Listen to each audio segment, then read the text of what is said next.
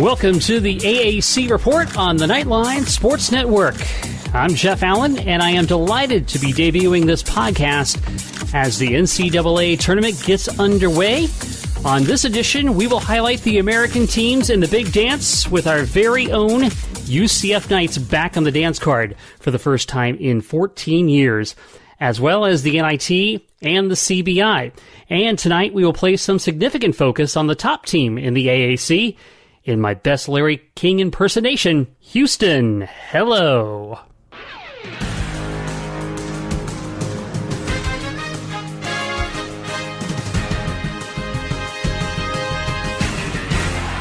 Friend of the program of my personal podcast, Jeff Allen Sports Talk, which makes him a friend of the program of the AAC Report.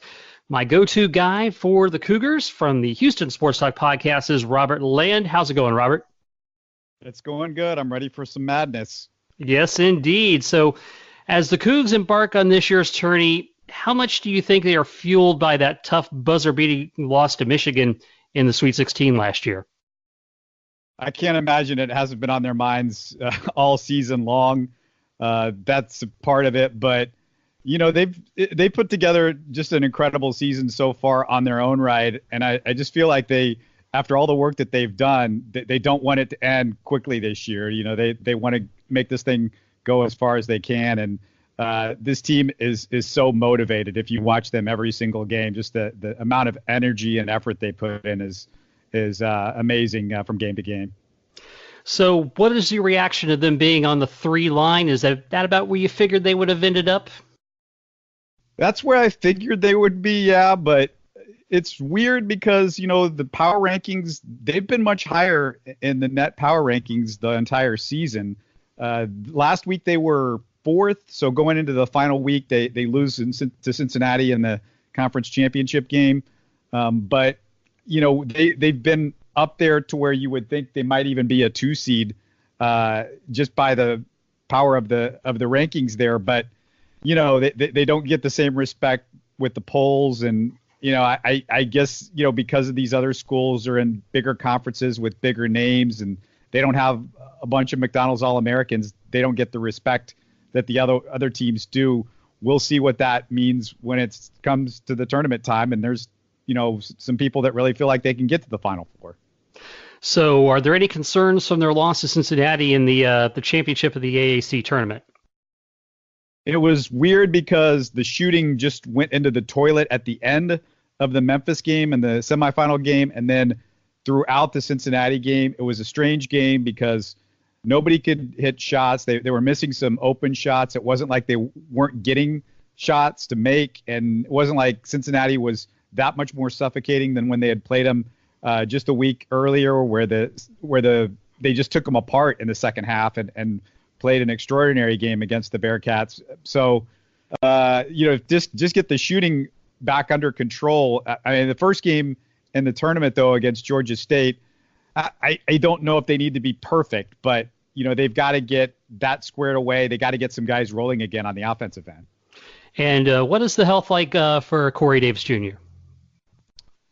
I would think he's fine. I haven't heard anything terrible. The good news for them is they get an extra day. You know, they get an extra day to heal because they're a Friday game instead of a Thursday game. So that helps. I didn't see anything that really bothered me, you know, as far as the way he was moving on on Sunday, but I don't know, you know, if he's covering that up or not. I mean, he looked fine, but, you know, who knows? Yeah. So I guess in the AAC tournament game, too, you could probably look at it from the also standpoint that Cincinnati had maybe a little bit more to play for as far as their pride after getting totally dismantled on their home court. So they might have been a little more motivated, Houston having a bigger picture in mind, maybe.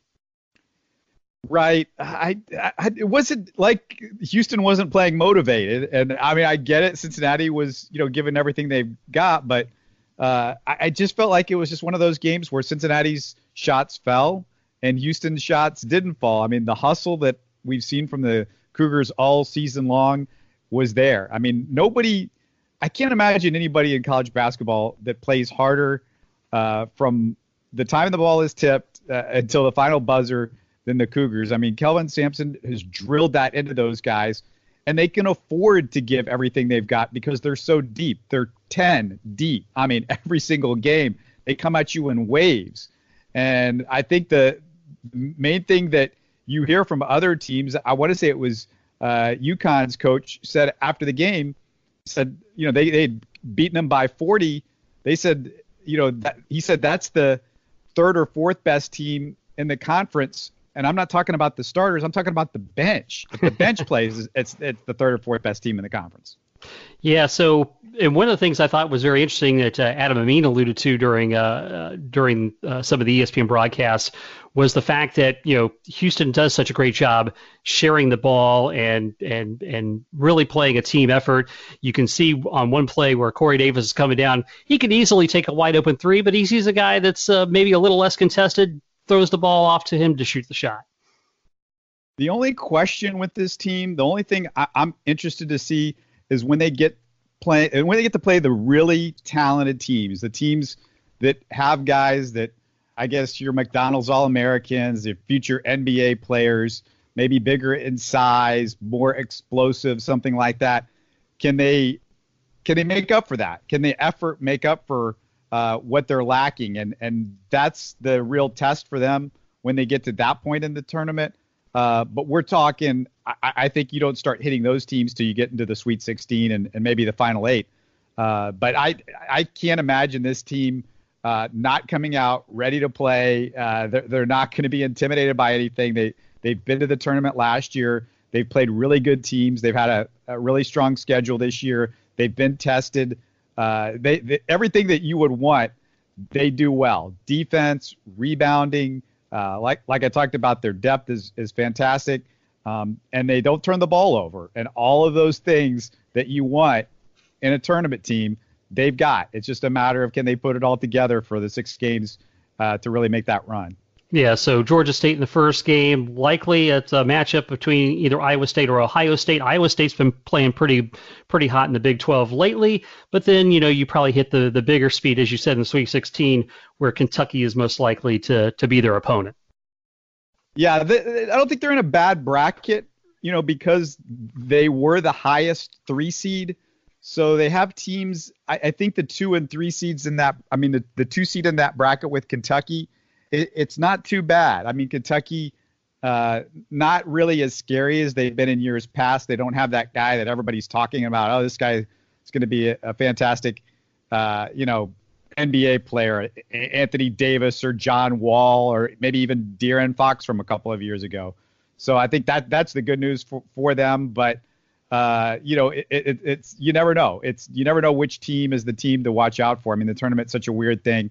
And again, it's one game, so all kinds of weird things can happen.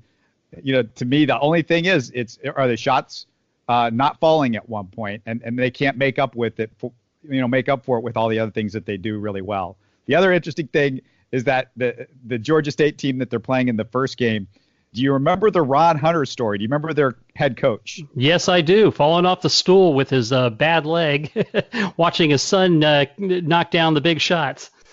Yeah, I'm just wondering because the stool took the trip last year for them in the tournament. Is the stool going to take the trip again? I haven't seen if the stool's taken the trip again this year. The lucky stool. Yeah, that would be interesting to see. But definitely it's a team that's feisty that you'll play. But they certainly are not on the level of the Cougs for sure.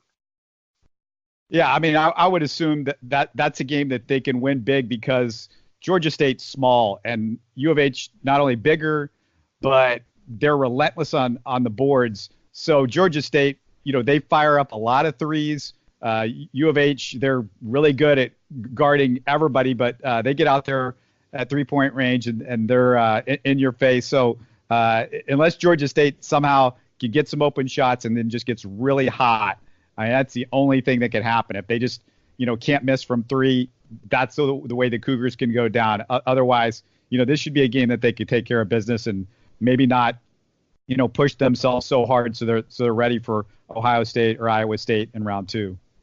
And maybe that gives us an appearance from Sunshine, right? Yeah.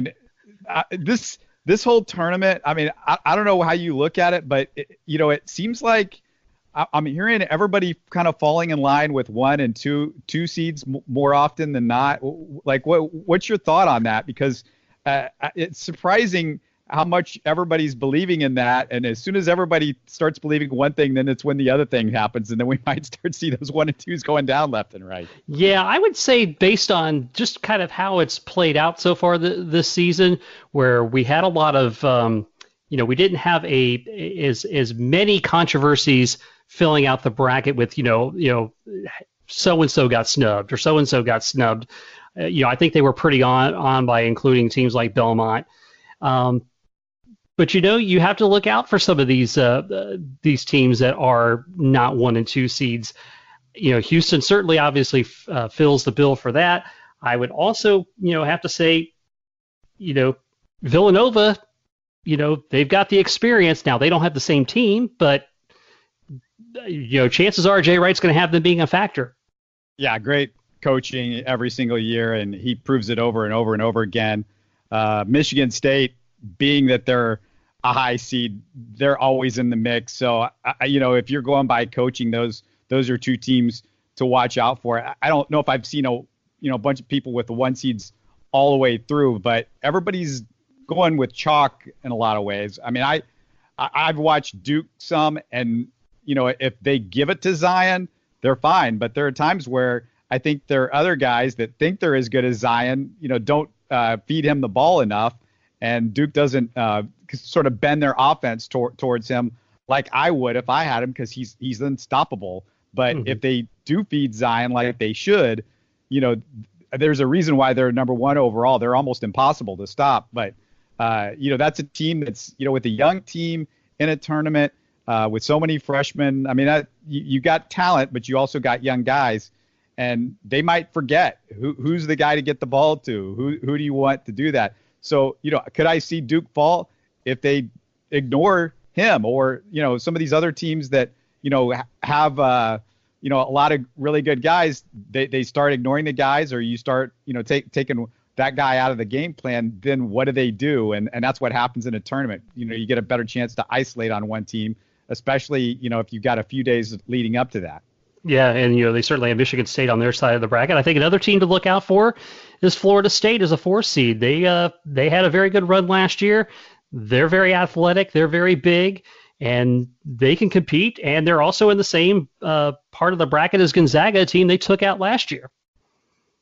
I tell you what, it's fun to have a team that has a realistic chance to get to the Final Four in Houston. It's been a long, long drought for that. So that's I think the thing that, everybody's excited about around here is, for once, you've got a team that's in the area that's right there. I mean, we have teams normally in the state that might be a threat for the Final Four, but, you've got a smaller fan base by Houston standards.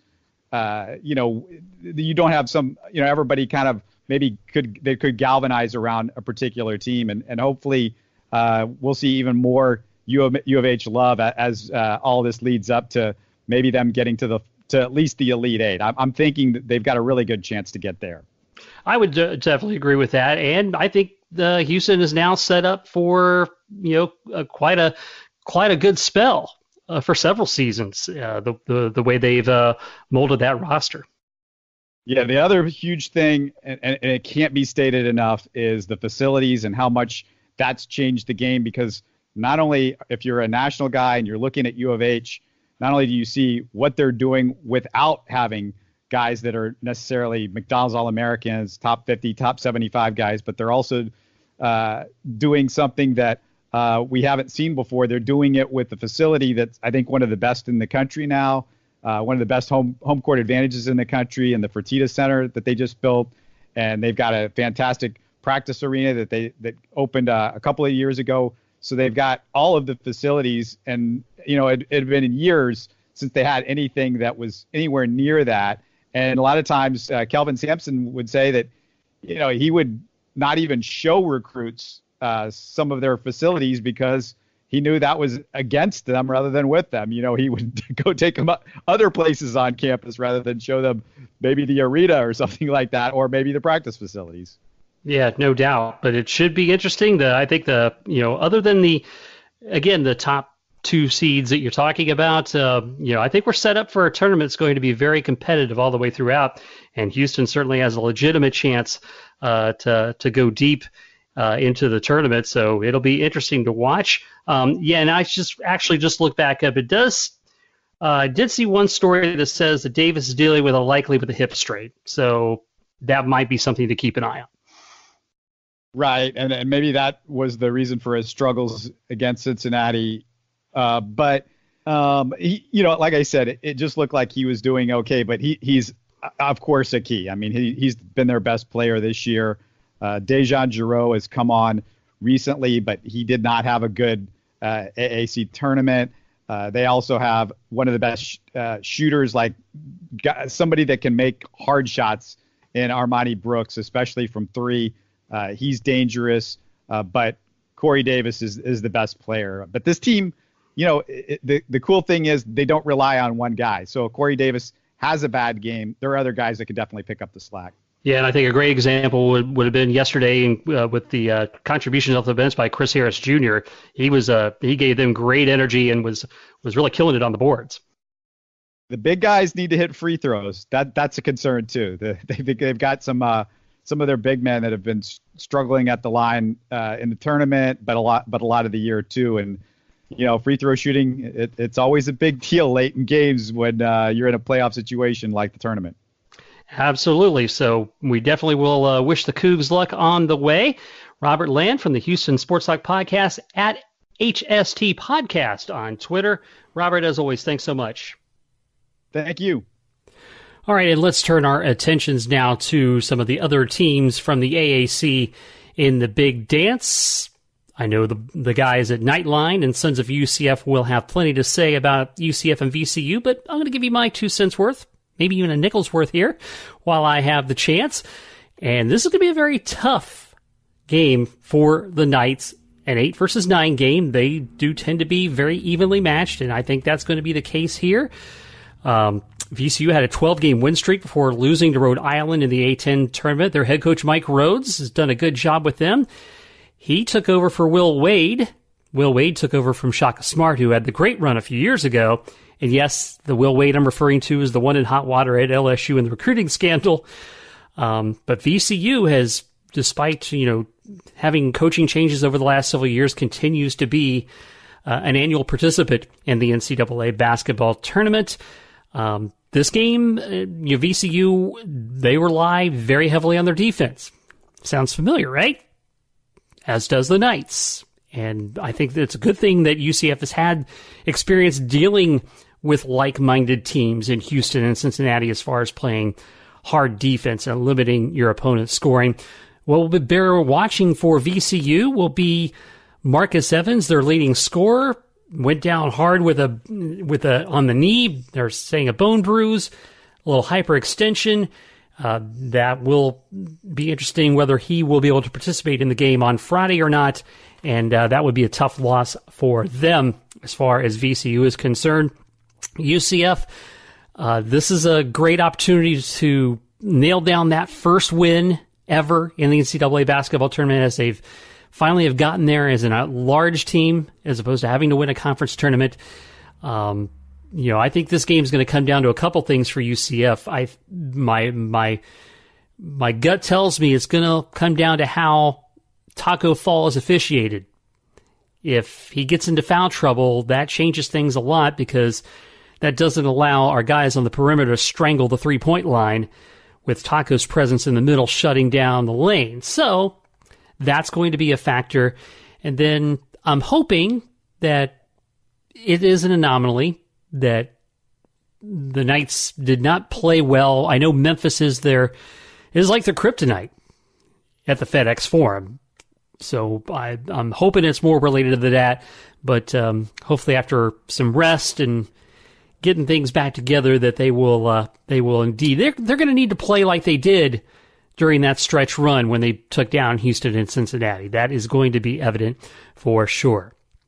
Speaking of Cincinnati, they are a 7th seed in the South. Their first game will be taking on the 10 seed Iowa. The Hawkeyes were up in the top 20 for a while, and then they kind of hit the skids, ran into trouble. Fran McCaffrey decided to cuss out the officials after the Ohio State blowout, and they have been a team going in the wrong direction. Cincinnati certainly, they get a boost having knocked down a very good Houston team to take a conference tournament championship under their wing, and they most likely would end up with number 2 Tennessee in the second round. And Tennessee is an excellent team. I think Cincinnati can hang with them, and especially with their defense. It's going to be they're going to have their and I think officiating will also affect the Bearcats. I think they're the handsiest team in basketball, I think, and they get away with a lot. It'll be interesting to see if they're going to be able to get away with that kind of physicality against a bigger known team. Temple, they made it in. They ended up on the bubble. It was thought after they beat UCF that they were pretty much a lock. Then a little bid stealing took place. It kind of pushed them back a little bit, but they are in as an 11 seed play-in game with Belmont. So that could be a very, very entertaining game to watch. Shiz Alston Jr., their top player for Temple, and they're going to want to make the ride as long as possible for their outgoing retiring coach Fran Dunphy. And then you look at Belmont. This is a team that is they are just a kill you with a barrage of 3-pointers. They just wear you out from the cylinder.